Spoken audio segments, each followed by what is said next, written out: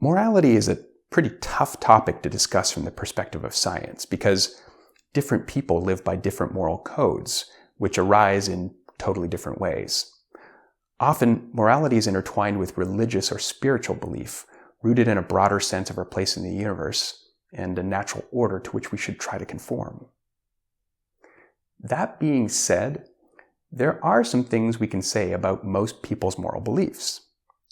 First, in general, moral beliefs are prescriptions for how things should be, how we should act, what we should think, how we should speak, and so on. In this sense, morality involves assigning values to different behaviors. Values aren't things we find in stones, in the branches of trees, or in grains of sand. They're things that humans impose upon the world of human action, whether because we're vessels of God's word or because we cooked up our own individual moral code from scratch. Another thing we can say about most people is that morality seems to be cooked into our flesh and bones, hardwired into our psychology. Even if we have many different views about which particular actions are good or bad, we all have an opinion, and we all experience feelings of moral outrage or even disgust when other people violate our deepest moral convictions.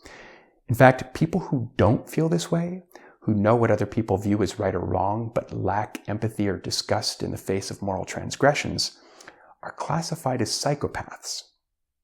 It's very weird to not view all human action through the lens of right and wrong, no matter how much we resist. In fact, besides simply sharing a concern with morality, most of us also share many specific moral beliefs, even across cultures. For example, most of us think the following things are flat out wrong: murder, rape, theft, cheating, like on a spouse or in business, having an affair with a friend's partner, ruining another person's reputation without cause, or just hurting someone else for no reason without provocation. Of course, there are many things we also disagree on. For example, even within a single country like the US, there's massive disagreement on many actions. These include things like drinking alcohol, consuming illicit drugs like marijuana, having sex with cousins, homosexuality, abortion, euthanasia, taxation of the rich to support the poor, the death penalty, and the necessity of war. Why do humans agree on so many of these but disagree on others? Are some of these biologically hardwired but not others? Or are they all learned? Which things can be shaped by experience or affected by parenting? It's maybe not surprising that this question has been a topic of debate for many centuries. Actually, modern psychology began with this preoccupation in the form of Sigmund Freud. Although many aspects of Freud's theory of human psychology aren't taken seriously by scientists in the modern era, it's important, nevertheless, to understand how influential his ideas have been on our culture, and whether these cultural memes have any basis in truth.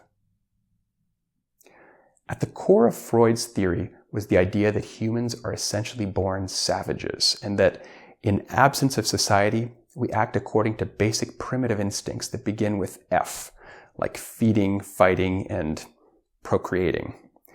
For Freud, all of these innate urges live in the id, the psychic expression of our basic needs. But of course, the problem is that humans don't all live alone in nature, free to act on whatever urge we might have. We can't just eat, fight, or have sex with abandon because we live with other people who also have instincts to eat, fight, and procreate. If we have any hope of living out our full life, hopefully in peace, we need to temper our urges and desires to conform to the constraints placed on them by society. Society, the system of norms and conventions that guide human behavior and hopefully allow us to avoid conflict, for Freud becomes internalized as the superego. The superego for Freud is the basis of morality. Morality isn't an innate instinct. It's imposed by society and its institutions like parents, the church, and the government. So, for Freud, the id and the superego are polar opposites at war. One wanting to consume relentlessly, the other telling us that we shouldn't do this.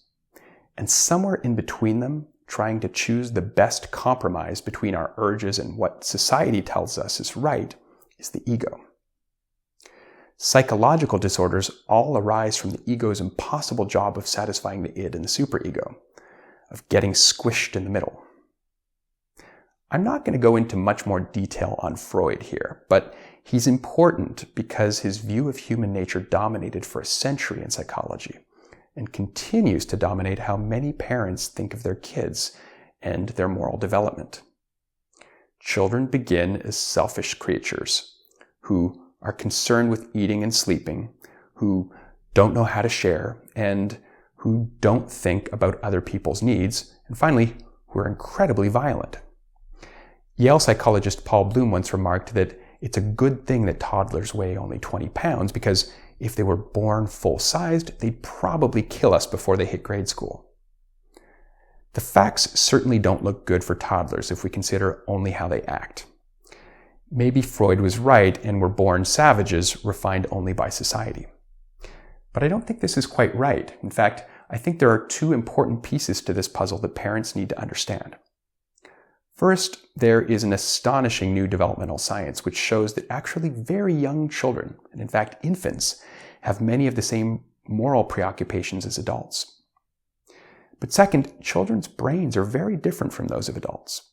In particular, their prefrontal cortex, a part of the brain that's involved in suppressing urges and selecting behaviors, isn't fully adult-like until at least the age of 20. Imagine what it might be like if every weird thought and urge you had throughout the day just bubbled up without constraint into your limbs, and you acted them out without constraint. Well, without a prefrontal cortex, this is probably what you would do. The upshot of this is that humans probably aren't born savages. We probably have some innate intuitions that guide our moral development. But learning to put these intuitions into action, as hard as it is for even adults, is much, much harder for the toddler brain.